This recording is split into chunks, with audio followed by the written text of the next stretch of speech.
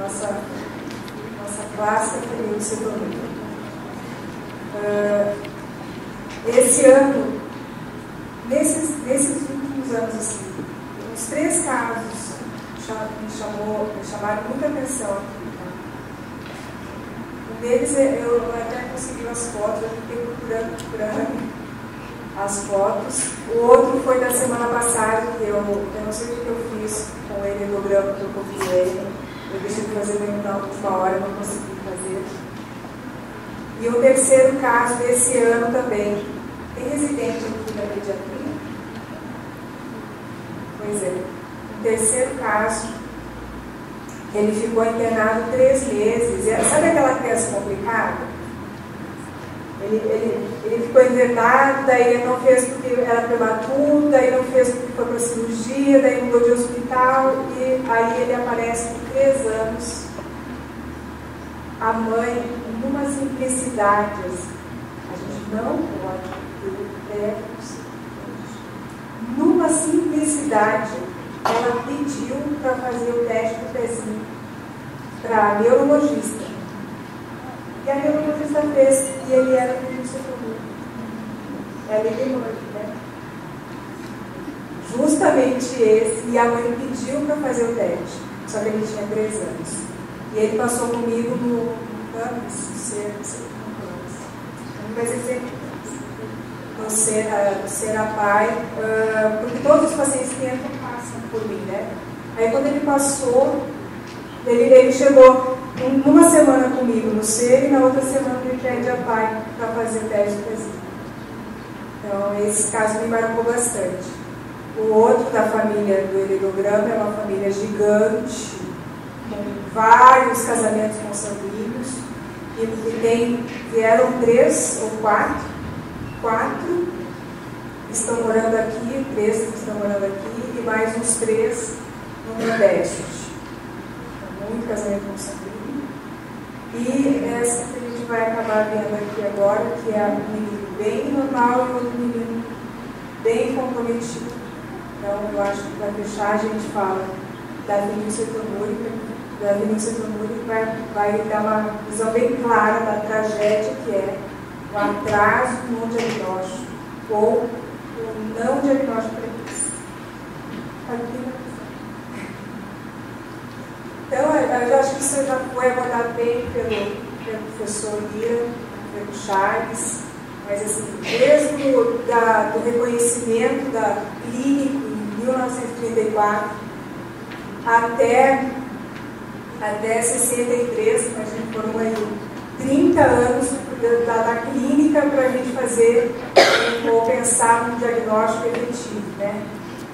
E só em 2001 a gente tem uma situação nacional, uma portaria que regulamenta e que coloca isso dentro de uma triagem populacional visando prevenção.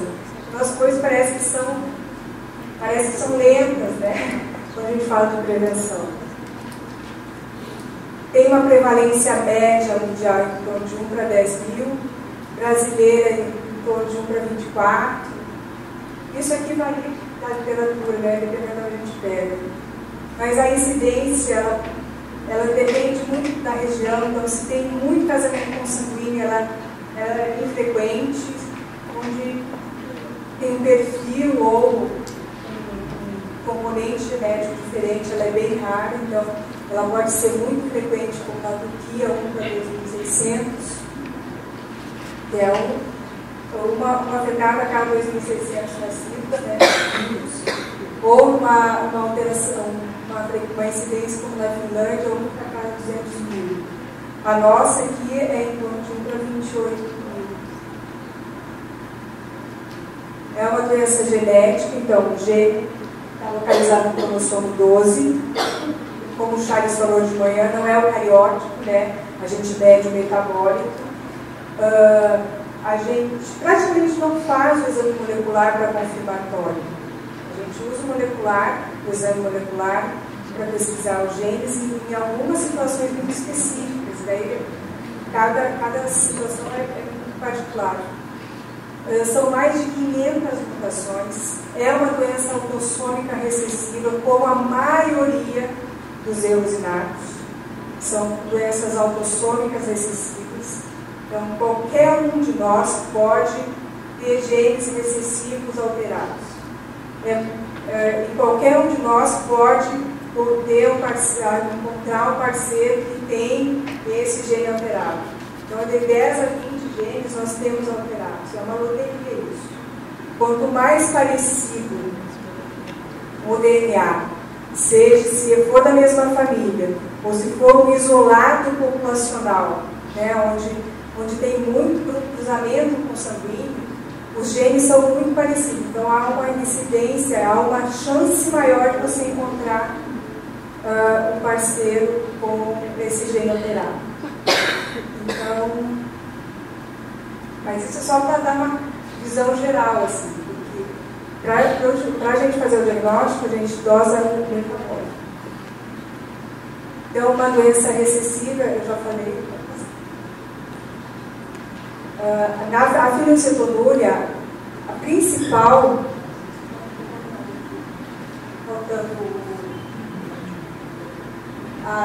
é a alteração na enzima fenilcetonuria.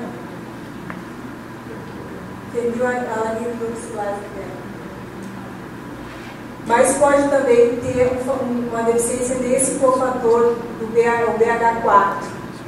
É mais raro, mas a gente também pode ter. Nesse caminho, a gente vai ter alteração de tirosina, outras doenças que também vão estar envolvidas nesse metabolismo da fenilcetonuria.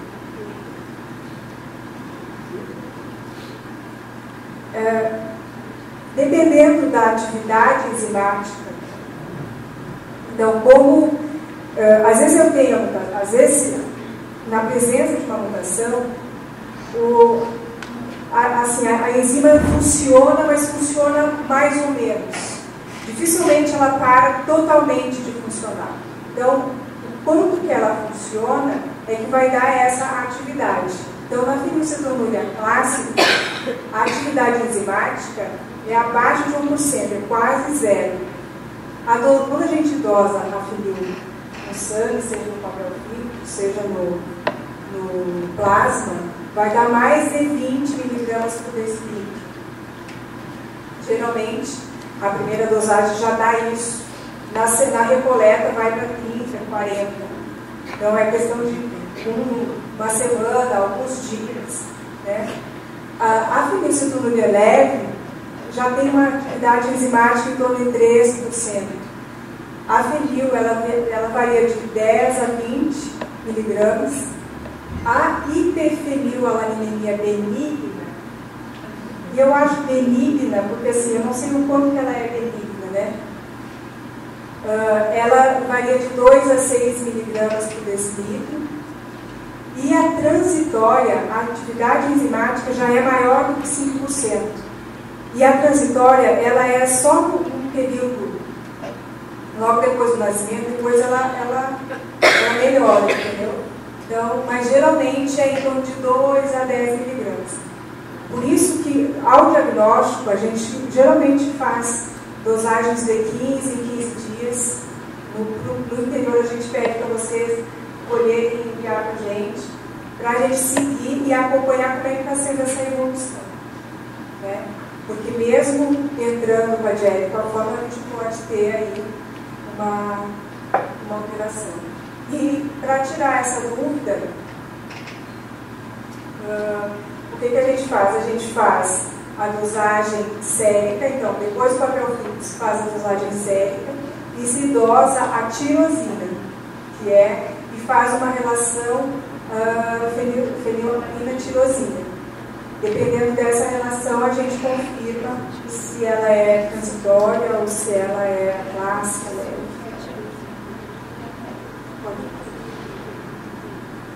Se não tratar, né? Quanto tempo depois começa a apresentar sintomas? Geralmente, aí vai depender de quanto de atividade enzimática ele tem, mas vamos pegar um caso grave, né? Com algumas semanas ele já começa a ficar irritado, não dorme, o suor e a urina já começam a ficar com um cheirinho diferente. Mas em torno de 2 a 3 meses a gente já tem manifestação clínica. Pode ser vômito, pode ser uma alteração de pele, uma pele mais grosseira. A urina e o suor, a gente chama de urina com cheiro de urina de rato, né? Vai evoluir com microcefalia, hiperatividade, atraso no desenvolvimento neuropsicomotor, retardo de crescimento, deficiência cognitiva com sinais autísticos. Então não é aquela criança que tem atraso, que demorou para andar e vai ficar quietinha ali, sem se mexer ou tranquila de explicar. De jeito nenhum, ela vai ser um deficiente grave com sinais autísticos, não vai falar, vai fazer aqueles flaps, vai ficar irritado, vai ter crise convulsiva. Então, a gente tem assim, na mesma família, a gente tem caso tratado e caso não tratado. Aliás, acho que está na sequência. Eles voltaram já, né? Nós pegamos o garotinho, o menorzinho na nossa triagem, ficou alguns anos com a gente. O maior, 5, 6, hoje, né? Na época, então parecia 5, 6. A memória está péssima. Então, 8 mesmo. O cabelo dele é bem mais claro, que está envolvendo ali o metabolismo da melanina, né? E ele passa o outro, eu não sei se eu não consigo colocar o vídeo. Aí é um vídeo dele, do comportamento dele. Então ele sentava no chão, ele batia. Eu acho que não vai dar, né? Não vai dar. Eu não coloquei isso. Ele tem esses movimentos repetitivos por flaps. Não falava. A gente, com a dieta, a gente consegue melhorar esse comportamento autístico. Mas é irreversível a deficiência. Né? Então, essa mãe, ela vivenciava mesmo a situação com e sem o diagnóstico. Então, é aquela velha conversa, né? Se a gente identifica, a gente tira o metabólico que está em excesso através de uma dieta que a Thays vai colocar para vocês. Esse metabólico, se ficasse, ele seria tóxico, ele impregnaria o sistema nervoso central, causaria tudo isso, mas retirando a gente consegue deixar com que o sistema nervoso central se desenvolva normalmente. Então, o diagnóstico precoce e a introdução precoce da dieta, não sei se vai falar do tempo, eu nem me detive tanto assim, mas o máximo, assim, se a gente entrar com a dieta no primeiro mês, seria o ideal, né? Porque quanto mais tempo a gente espera, mais lesão no sistema nervoso central e a gente vai ter vários graus de atraso cognitivo.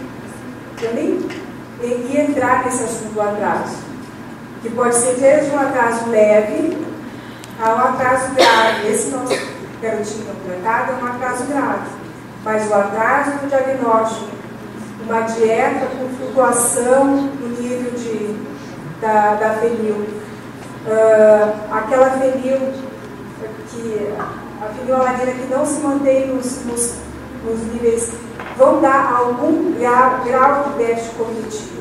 Pode ser uma deficiência leve, pode ser uma deficiência moderada, pode ser uma demência precoce.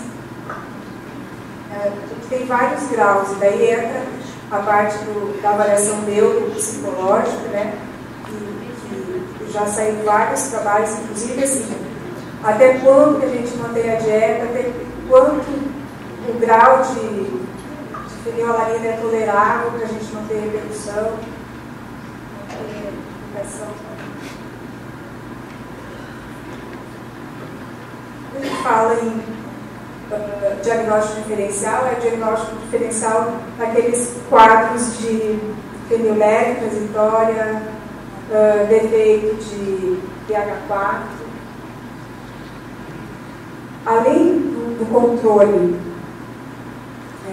pediátrico, né, do aconselhamento, da equipe multidisciplinar, porque aí a gente vai ter que cuidar da família, ajudar a entender todo esse processo, o segmento pediátrico e nutricionista, como nutricionista, a avaliação neuropsicológica, a enfermagem, a equipe, é toda uma equipe multidisciplinar, assistência social, né? Vocês como o processo, assim, a parte facilitadora, né? Então, acho que, de novo aqui, começa desde a ponta do laboratório até a coleta em casa, se a mãe não pode levar a criança para colher no posto de saúde, né? Então, alguns casos até isso. Então, dentro desse processo, dentro da parte médica, a gente faz toda uma avaliação de desenvolvimento, tanto cognitivo quanto de crescimento, avalia todo o aspecto de eletrólitos, avaliação do estado nutricional, faz na adolescência as densitometrias, né, ver para a gente fazer profilaxia das carências nutricionais. O que mais? Pode passar. Pode passar. Acho que a dieta, nem vou entrar nesse assunto, é a grande chefe que chama para Thays desse dilema, né? Mas a dieta e a suplementação com a fórmula é um grande capítulo aí da cena. Pode passar. Tem os medicamentos, os alimentos que são os proibidos, que são aqueles ricos em fenilalanina, os que às vezes são permitidos, né, dependendo do comportamento, digamos assim. Pode passar, porque eu vou deixar para eles. E os que podem, os alunos de medicina, quando eles olham essa lista, eles falam assim: só pode e não pode? Né? Só as bobagens podem. Tem uma grande discussão aí se a gente deixa ou não deixa o aleitamento materno. Algumas literaturas falam que dá para deixar, outros acham que não. Depende muito do perfil da família, eu acho. Se aquela mãe que está amamentando entender ou regular mais ou menos a quantidade, dá. Mas se ela usa a amamentação como de uma forma errada, é tão difícil isso, né? Como é que, assim, limitar o tempo de mamada, não usar a mamada para acalmar, para dormir, para não sei o que, não sei o que, então é muito complicado. Mas a hora que eles conseguem entender isso, eu sou favorável a manter a amamentação, porque é um vínculo muito importante, eu acho, né? Mas nem sempre. Tem a medicação que, para alguns casos, ela serve, né? Ela não entra no protocolo da triagem, na portaria. Dentro da portaria está a fórmula. Eu tirei a foto daí ou passou rápido? Eu tirei a foto daí. Eu não posso estar mexendo na última hora, né? Mas tá bom, graças a Thays, vocês vão. Então, eu tirei isso.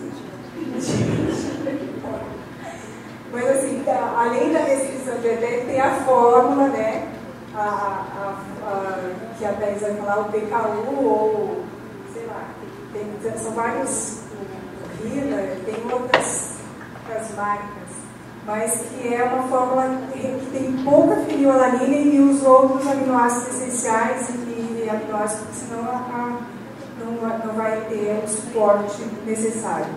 E além disso, tudo está dentro da portaria e é oferecido pelo Ministério da Saúde. Então, os pacientes recebem todo esse tratamento gratuitamente. Existe uma medicação agora no mercado que está entrando para tratamento de fenilcetonuria, que eu acho que vai ser a grande saída nossa para as adolescentes, né, que vão certamente engravidar aí na vida adulta. Então eu acho que para esses casos eu não tenho dúvida que vale a pena a gente brigar para elas receberem a medicação oral, porque ela é mais efetiva, é mais de fácil aderência, digamos assim. Eu não falei isso lá no início, eu só coloquei ali fenilcetonuria materna, que é um dos tipos da fenilcetonuria, né? Então tem a clássica, leve, a benigna, a transitória, a deficiência de TH4 e a fenilcetonuria materna. Ela praticamente só aparece mesmo durante a gestação. No meu desespero, saiu da triagem pré-natal o meu desespero, né? Porque era algo que eu olhava muito assim, que a pai fazia o teste da fenilcetonuria materna.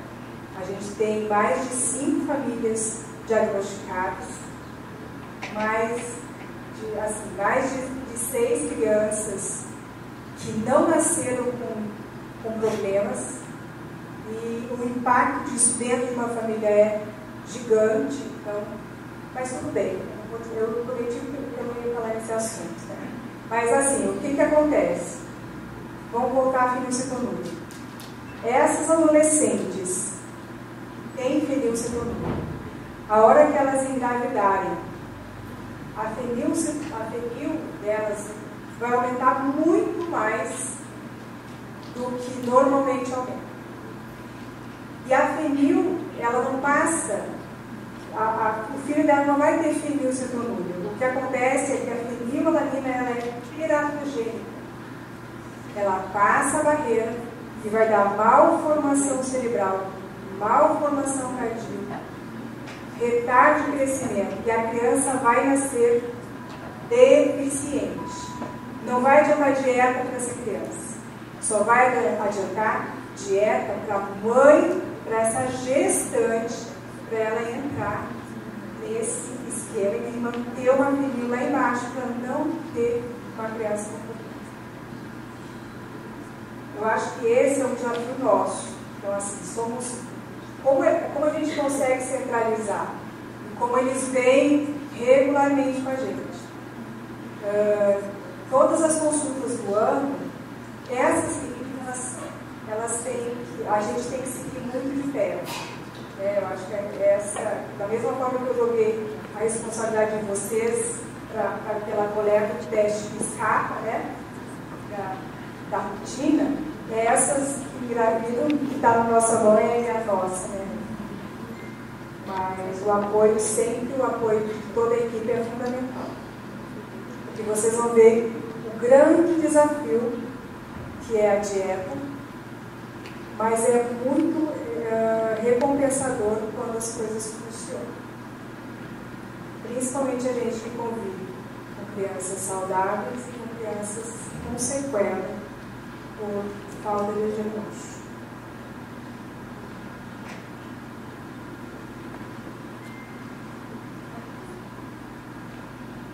Último slide. Eu já falei durante o processo que é de adultos. Então, assim, essa dieta é uma dieta para uma vida inteira, para uma vida inteira. Mas a partir da adolescência, as coisas vão ficando mais maleáveis. Uma coisa, os estudos têm trazido ultimamente, assim. Então, a gente tem aí, pegando os Estados Unidos, tem aí 30 anos, né? Mais de 30 anos. São adultos já com fenilcetonuria. O que a gente vê, assim, aqueles que mantêm um nível elevado, eles não vão ter retardo mental, a deficiência cognitiva. mas eles vão ter algum distúrbio neurológico, ou de esquecimento, ou demência precoce, alguma discussão cognitiva tem. Claro que não um retardo mental. Então, mas quem chega na vida adulta muito bem, com controle, consegue manter isso, né? Então, o mais difícil, eu acho que é a fase ali, né, Kátia, que é o desafio do pediatra, que nosso colega já foi, que é o desafio do ensinar a se alimentar, né? Então, aqui os pais têm que reaprender a se alimentar e passar essa cultura para o filho, porque a hora que consegue passar, ele passa. Agora nessa fase assim, dos 3 aos 10 anos, é difícil em todas, com ou sem doença. É isso, gente. Eu estou à disposição.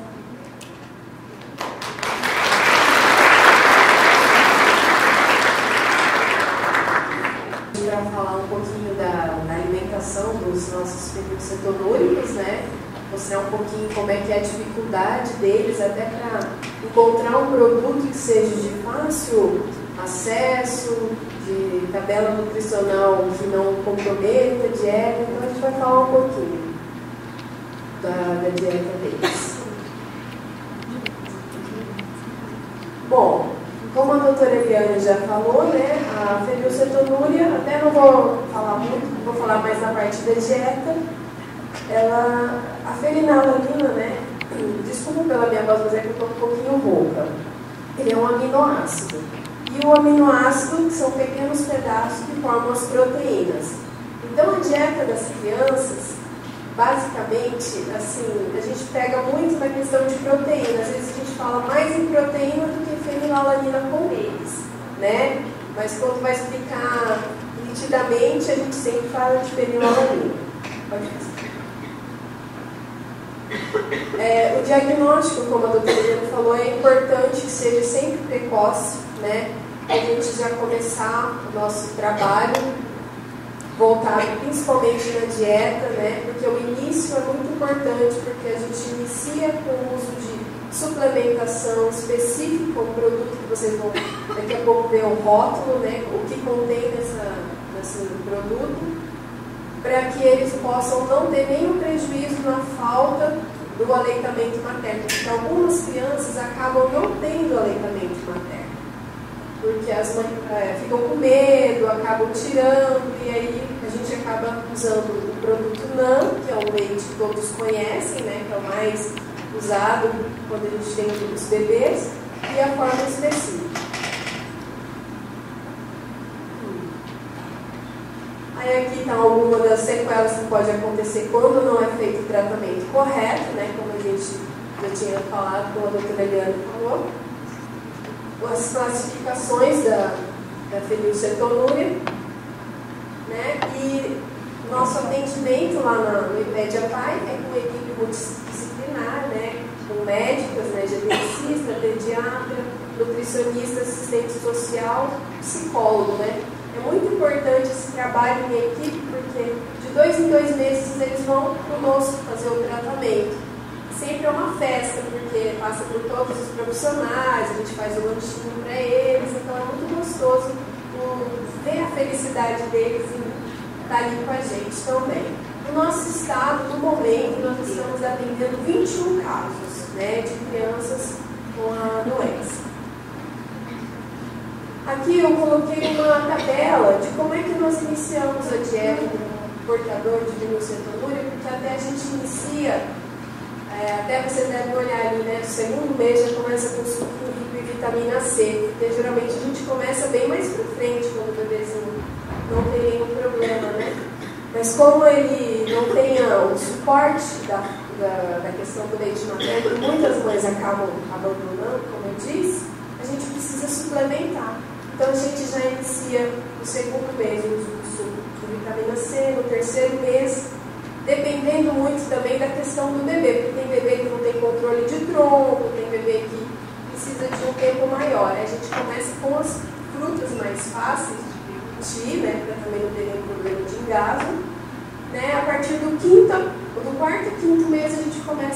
salgado, né? Então, é super tranquilo, essas mães aceitam bem as nossas sugestões, são bem bacanas, e a partir do 6º, 7º mês a criança já pode fazer a refeição, o almoço e o jantar com papa salgado, como os outros bebês, só não colocando nenhum tipo de proteína animal nem vegetal, tá?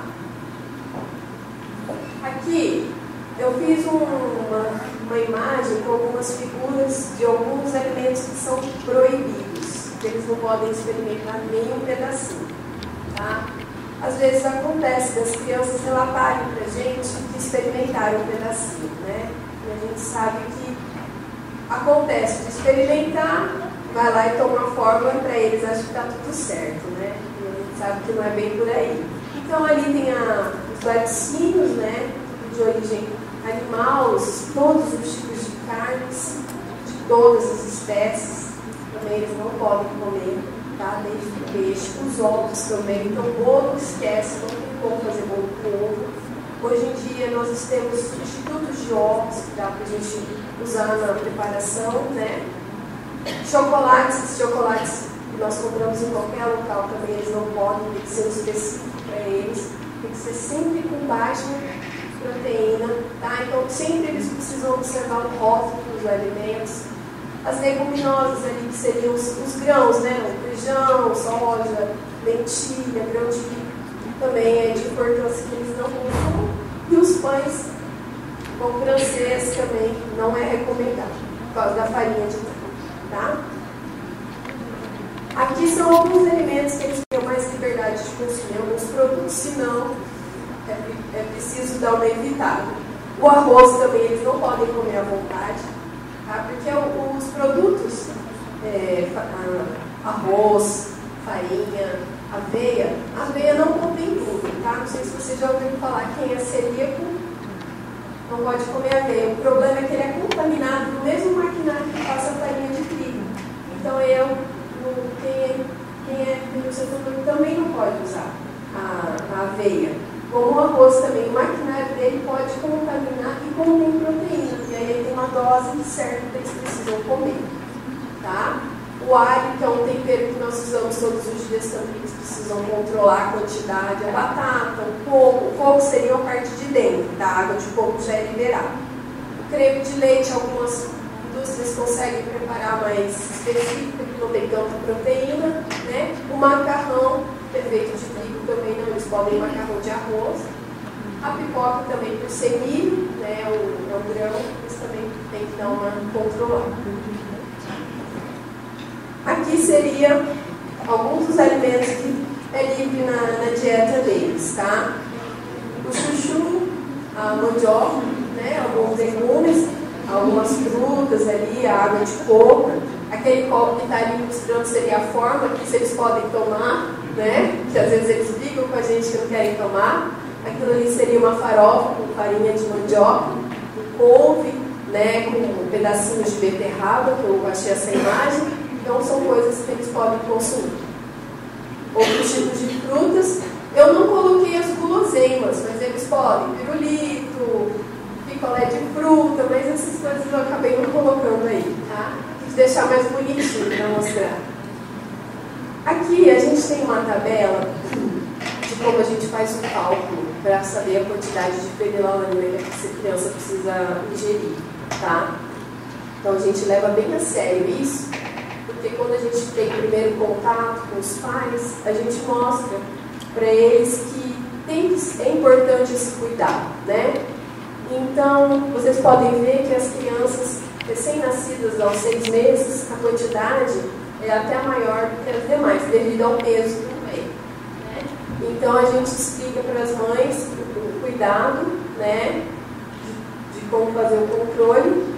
E sempre, nesse importante, a gente controlar que as crianças até 12 anos, o exame de sangue delas não tem mais de 6 microgramas por decilitro.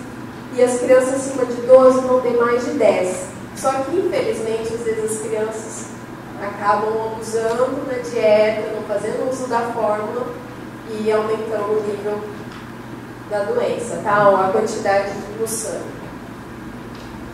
Aqui tem um rótulo do leite que eles tomam, que a gente fala leite, eles mesmos falam leite, é a fórmula específica para eles. Hoje em dia nós temos várias marcas, né, que nós recebemos as latas pela Casa da Saúde, nós disponibilizamos para os pacientes, né, e podem ver que é bem nutritivo. Então, o que falta de aminoácido, por exemplo, um pedaço de carne que eles não poderiam comer devido à fenilalanina, é como se eles tivessem tirado o restante, tirou a fenilalanina e o que teria na carne e colocaria dentro da lata, os outros aminoácidos. Então, para eles não se sentirem falta, para eles não ficarem desnutridos, anualmente eles fazem exames de sangue para a gente ver como é que está a questão de vitamina B12, vitamina D, né? E sempre tem dado na normalidade. Em alguns casos acontece de ficar um pouquinho abaixo, mas normalmente a gente tem tido bastante sucesso. Eles têm usado a forma com sucesso e ficando bem nutridos. Agora, gente, eu vou passar um vídeo, tá? De um fenilcetonúrico americano, que é bem interessante para vocês assistirem, para vocês conhecerem um pouquinho da vida dele, e depois a gente conversa mais, tá? My name is Kevin Alexander. I'm 31 years old and I have PKU. PKU is a very rare genetic disorder in which the body cannot properly break down protein. You know, I've had this my entire life. It's become my normal. It may not seem normal to a lot of people what my diet really entails. I have to eat a very low protein diet, which means I don't eat meat. In fact, I've never had a steak. I don't eat chicken, I don't eat bacon, I don't eat cheese, I don't drink milk. This is my normal. I mean, this is my life. It's all I've ever known. But I've had a really good life. I've spent the last 10 years in professional video production. I've been a news videographer, a corporate videographer, wedding videographer, pretty much you name it, I've done a video for it. I covered Hurricane Katrina. I was down in New Orleans just 5 days after the storm. I have interviewed numerous celebrities. I've interviewed senators. I've interviewed governors. I've interviewed a lot of different people. If you look at me and you see the textbook medical definition next to my name, 40, 50 years ago, I would have not been able to do any of this, and now I can live a normal, healthy, productive life. I've traveled the world shooting videos. I've traveled the world doing what I love to do. I went to Russia earlier this year and took part in a mission trip with my church there and got to document Siberia in the middle of winter. It was the adventure of a lifetime because I was able to do what I love to do in such an exotic location. My wife and I went to Ireland earlier this year and started shooting part of a web series that we're doing. You know, we've been other places like Yellowstone National Park, we've been to Mexico, we've been to the Cayman Islands, we've been to Los Angeles, Washington, D.C. We've been all over doing what we love to do. I keep referring to me doing the things that I love to do, simply because everything I love about life has been dependent upon my diagnosis with PKU, the fact that it was caught. I didn't choose to have PKU. I didn't choose the family I was born into. I didn't choose the country that I was born into. I didn't choose the time that I was born. But all of those factors just aligned at the right time for me to be born and have a productive and healthy life. Had I been born 30 years before I was born, had I been born into a different family, had I been born in a different country, had I not been diagnosed, had I not always been on diet, and had I not always been on my formula, it is undeniable that I would have been in an institution, that I would have become mentally retarded.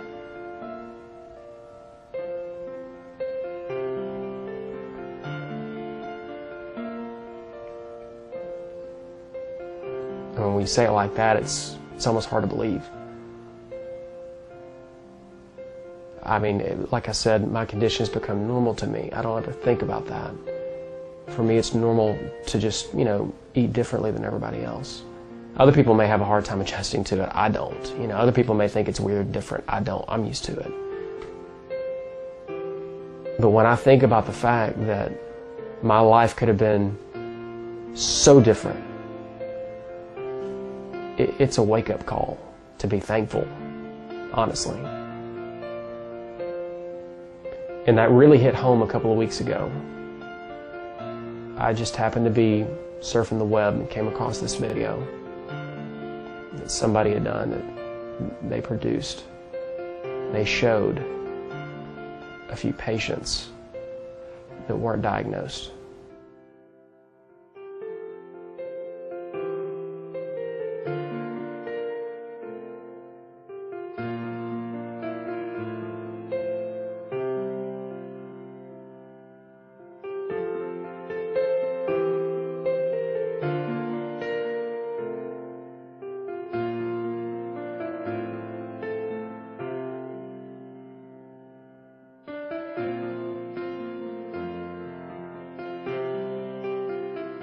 And if there's one thing that I love, it's just that, I mean, I love intellectual things. I love deep thought. I have accomplished a lot intellectually. I have a bachelor's degree in mass communication. I have a Master of Arts in Theological Studies that I just finished this year. I have tried to keep some daily practices for the last few years of, writing in my journal, just, sitting down and reading a book and really trying to process at night. Because we typically read a book to just assimilate some information so that we can either pass a test or get a promotion in our jobs, but really sit down and try to understand it and learn it and really assimilate it. And I love to do that. I love to sit down and take a book that most people would think is just a textbook and just read it just because it's information, and information is power, and I love it.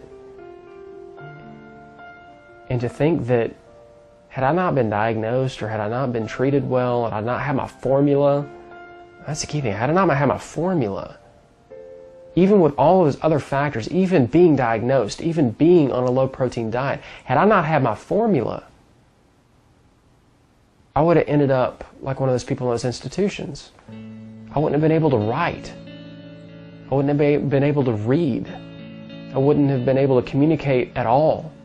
I certainly wouldn't be able to do the things that I love to do, like write in my journal every day, or read a book every day, read about theology every day, read my Bible every day, do a video every day, handle a camera every day, simple little things. Play my guitar, play keyboard, play the piano, play anything. Heck, as a kid, I wouldn't have been able to play with Legos.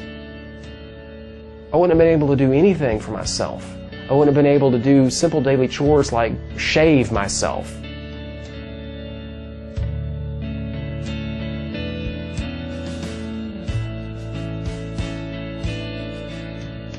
And all of this has made me realize that I can't afford to do this alone any longer. I can't afford to just be satisfied with me being on diet and me just, being used to the way things always are. It's time for me to try to interact with other people, to help other people, to share the knowledge that I've learned, and to help other families who are going through this now. And recently I've been able to start meeting some more PKU families. Will is our second son. He's got an older brother who's 8. Will is now 6 years old and a kindergarten student. When he was born, we did not expect anything to come back alarming from the newborn screening, because we had already gone through this with our first son. But when he was 11 days old, we got a phone call from his pediatrician telling us that there was a screening test that was abnormal on the newborn screen.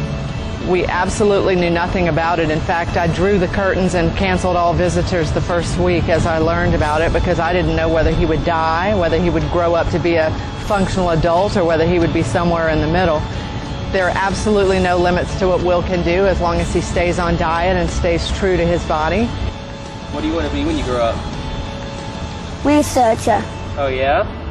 You going to research PKU? Yep. Cool. That's very cool. I think that what we need to make clear is that unlike a diabetic who can control their glucose perhaps with just changing what they put in their mouths that they can buy on the shelf, these metabolic diets are medical food. They are a prescription that has to be adhered to from the birth until death. And without adherence to these medical diets, the physiological consequences are devastating, and they can lead to death, seizures, multiple organ failure, institutionalization. The opposite side of that coin is a doctor, an engineer, a lawyer, an actor, a photographer, a professional who can contribute to society and who can reach the pinnacle of their dreams as long as they have their medical formula and food. So I've made this video for a lot of different reasons. One reason is for me to finally talk about this openly, because I don't typically talk about it, even with my friends. I kind of joke about it a little bit, but I don't ever really go into great detail about what it is and why it's so important. But I'm tired of holding that inside. I've had a very good life, and it's because I was diagnosed, I was well treated, I had access to the care that I needed. We have some challenges today in our PKU community that are threatening that. Just please know that the quality of life for everyone with this disease depends upon decisions that are being made today. And I'm asking you, no matter who you may be, whether you're a decision maker or you're just, an average citizen that just happened to come across this video, whether you know someone with PKU or not, quite honestly, the chances are very slim considering there's only 20,000 of us in America. Regardless, this is an issue that is very, very serious. If nothing is done and PKU patients lose or cannot have access to their medically necessary foods and their formula, if we can't have access to that, the burden on society is going to be unbelievable. It's undeniable. The cost for access to PKU medical foods versus the cost of the institutionalization of all these people with the proper care and attention and access to PKU medical foods such as formula and low protein foods. It's undeniable that we can all live healthy, productive lives. That's exactly the kind of life that I've lived. I'm just asking on behalf of 20,000 of us who don't have a very powerful voice right now to please become educated on this issue and please do whatever you can to help us, because we would greatly, greatly appreciate it. For more information, you can visit the National PKU Alliance. Their website is www.npkua.org. É emocionante ver a história desse rapaz, né? Muito bonito. Então, é importante que a gente preste atenção nesse vídeo e veja a dificuldade que é a relação da dieta, mas também depois que eles começam a fazer e ter o apoio, a vida e a qualidade de vida que eles têm, não tem preço. É importante demais o controle. Por isso que a gente frisa tanto. O teste do pezinho ajudou que esse rapaz tenha a vida que ele tem hoje, e o uso da fórmula, como ele repete várias e várias vezes, que vários dos nossos pacientes brigam com a gente porque ela tem um cheiro ruim, porque tem que ficar tomando várias vezes ao dia, mas é o alimento e o medicamento deles, né? Então, agora eu gostaria de ter um depoimento de um paciente nosso, mais velho, que frequenta a nossa unidade, para contar um pouco da história dele para vocês, tá? Rodrigo, vem contar pra gente um pouquinho.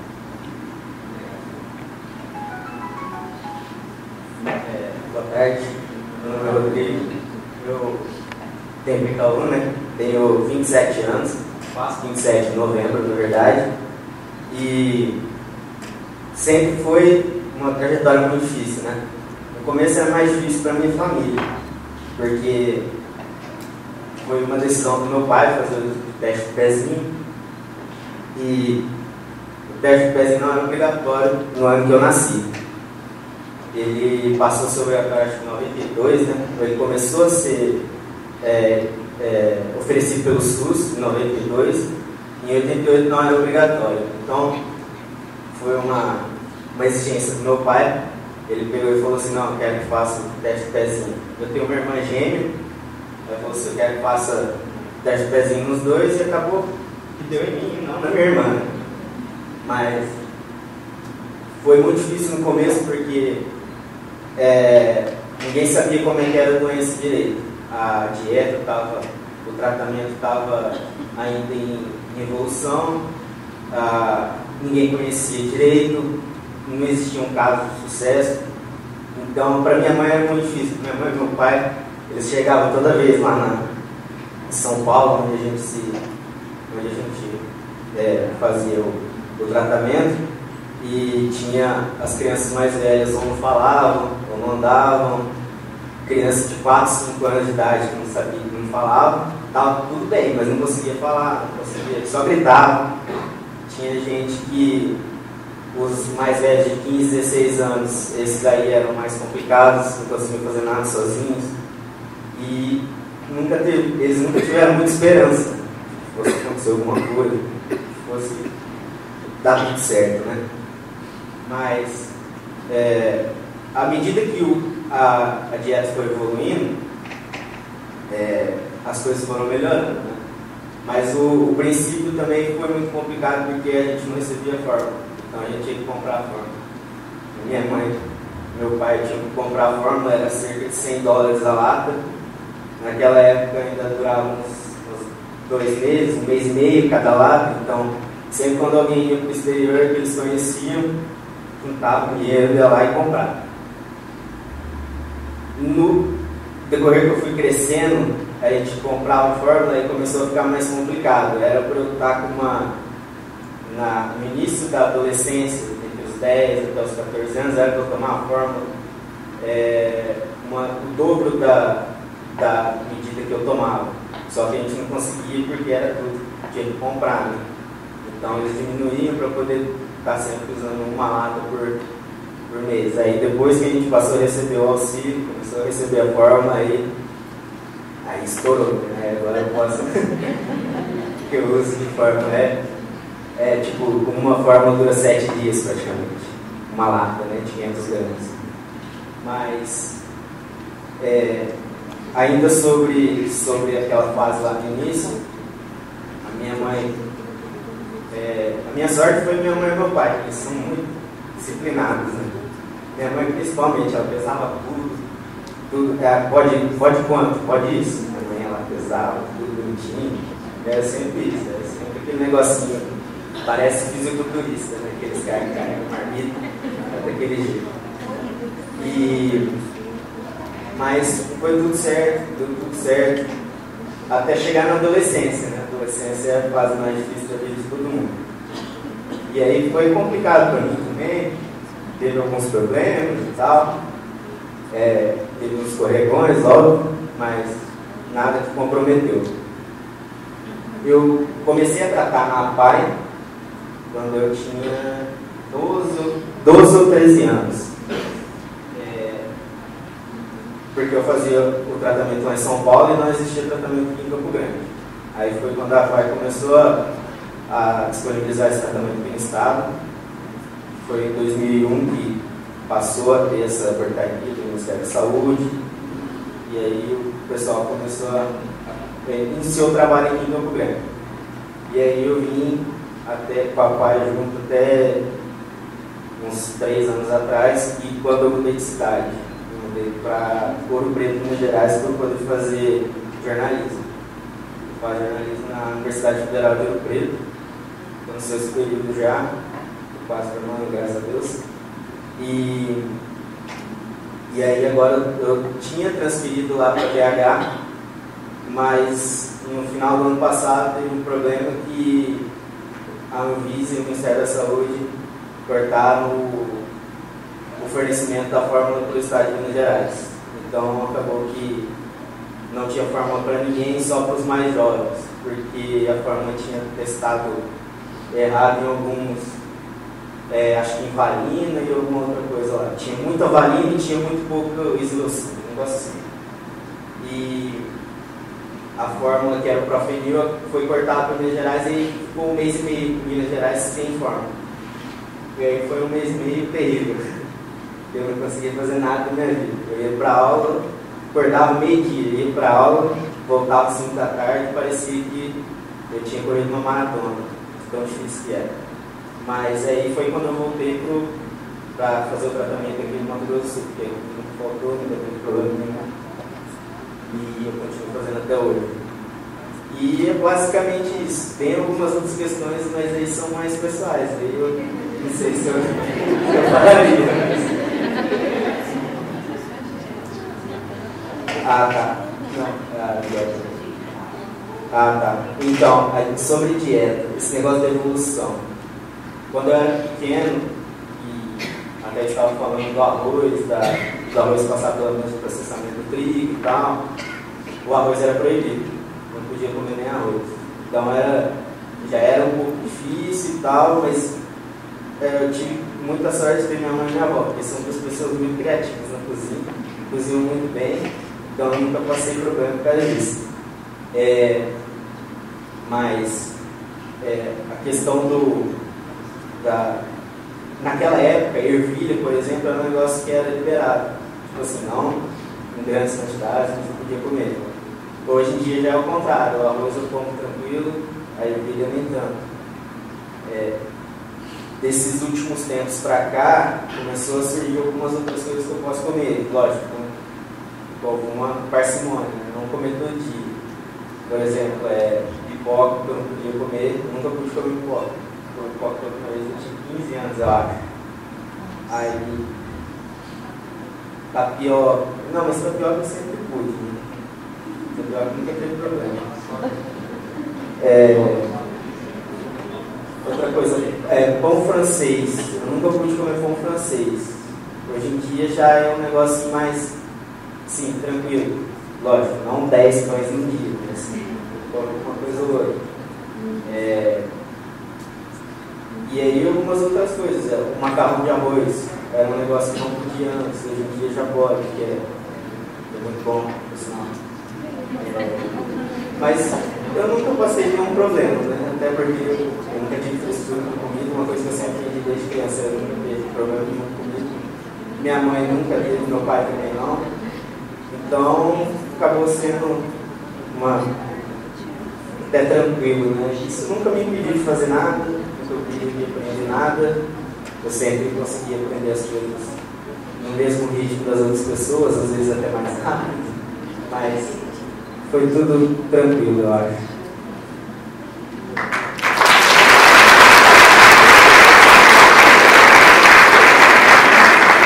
Quero agradecer a sua presença, Rodrigo. Foi muito bom você ter contado um pouquinho da sua rotina, né? Quem vivencia, que sabe, né, muito mais do que passa, né? E nós estamos abertos a perguntas, se alguém tem alguma curiosidade.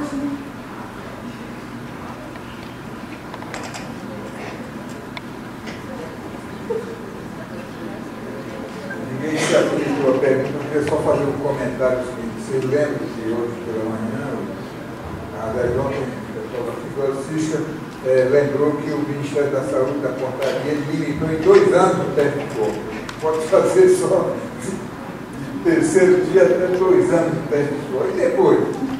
Então, os nossos colegas da nossa equipe estiveram em Minas Gerais, que é um centro de treinamento, e relataram um negócio interessante. Essas doenças genéticas cedo, às vezes afetam a mutação mais leve, outra mais grave, né, mais moderada, e lá a associação, então isso é importante que todos vocês saibam disso, porque às vezes uma associação, em Paraná, por exemplo, a associação do Nogueira, lá em Minas Gerais existe a associação de portadores de fibrocístico, que ela é muito forte, arrecada recursos, e eles lançam até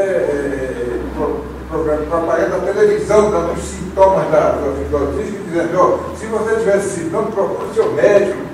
E aí uma senhora de mais de 40 anos procurou o médico dela lá e disse, olha, eu quero fazer o teste de suor. Aí o médico riu, mas não é possível, a senhora não tem fibrocística. Não, mas eu quero fazer. Se a senhora tivesse fibrocística, ela tinha morrido. Não, eu quero, porque eu tenho todos os sintomas que apareceu na televisão. Aí o médico pediu, tinha fibrocística. Então, vocês veem, o Ministério limitou em 2 anos. O Rodrigo, meus parabéns pelo seu depoimento, eu acho que serve de exemplo a todos nós, e a gente tem que estar realmente ciente, consciente dessas dificuldades. Você vê, e nós vivemos esse dilema, né? As pessoas com essas doenças, às vezes ficam migrando, vem do Pará para cá, vem de Cuiabá, outro vai para São Paulo, e assim fica num fluxo. É lógico, a preocupação dos pais de dar o melhor para os seus filhos, procurando recursos, etc. Então, eu entendo que essas patologias, por exemplo, seria muito importante para a gente estimular a organização de sociedade civil para defender direito. Eu sei aqui tem, por exemplo, a Associação dos Renais Crônicos, que eu vivi um momento antes dela existir, durante e depois da existência da Associação dos Renais Crônicos. Eles viviam aí uma dificuldade tremenda para conseguir os medicamentos também, para a sobrevida deles, né? Enquanto faz transplante renal, depois para os irmãos supressores.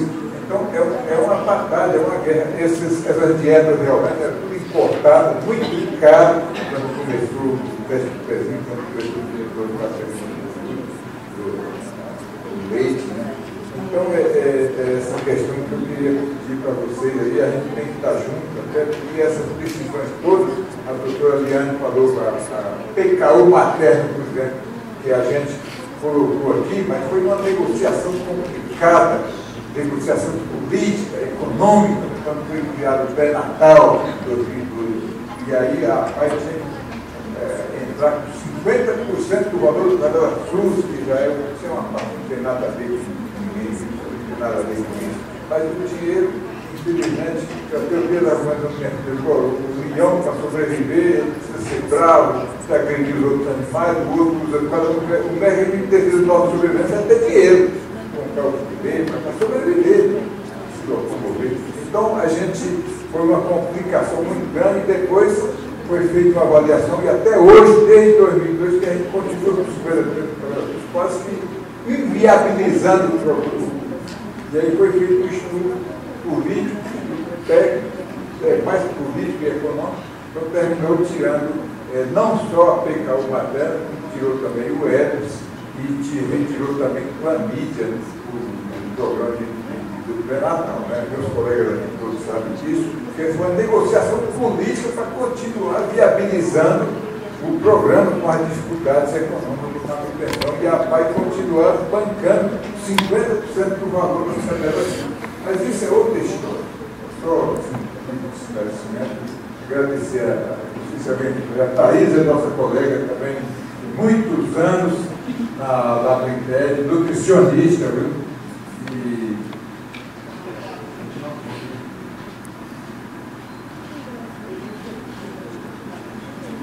nós agradecemos a Thays de coração, agradecendo a doutora Liane também, agradecendo também. Tem pergunta aí, por favor? Eu tenho uma pergunta. Eu sou Cida Amaral, eu sou enfermeira. Eu quero parabenizar, em nome do professor Lira, esse grande evento de utilidade pública. Quero parabenizar o Rodrigo e dizer, Rodrigo, detalhezinho que você não quis falar, de repente nas escolas, você vai ser assim o grande mentor de que as pessoas realmente sigam essa dieta. Eu fiquei muito emocionada em saber que você foi capaz de mostrar para o povo. Eu sou enfermeira há quase 30 anos e às vezes a gente não valoriza muito essas coisas. Aos mentores, professor, dê um abraço em todos, uma utilidade pública que fazia muito tempo que eu não ouvi. Parabéns, muito obrigada e faça mais vezes outras coisas, não só da Fentanil, porque a PAI é uma instituição muito rica e que às vezes a gente fala é a PAI. Muito obrigada, aprendi muito.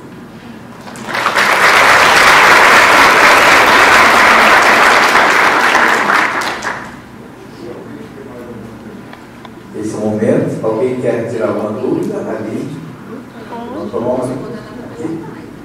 Tem mais alguém que quer fazer uma pergunta? Poder dessa aí daqui esclarecidos. Bom, mas antes de terminar, vamos ter aqui 1, 2, 3 momentos bem rápidos. Vou pedir que você permaneça para os agradecimentos finais. Vamos fazer a entrega agora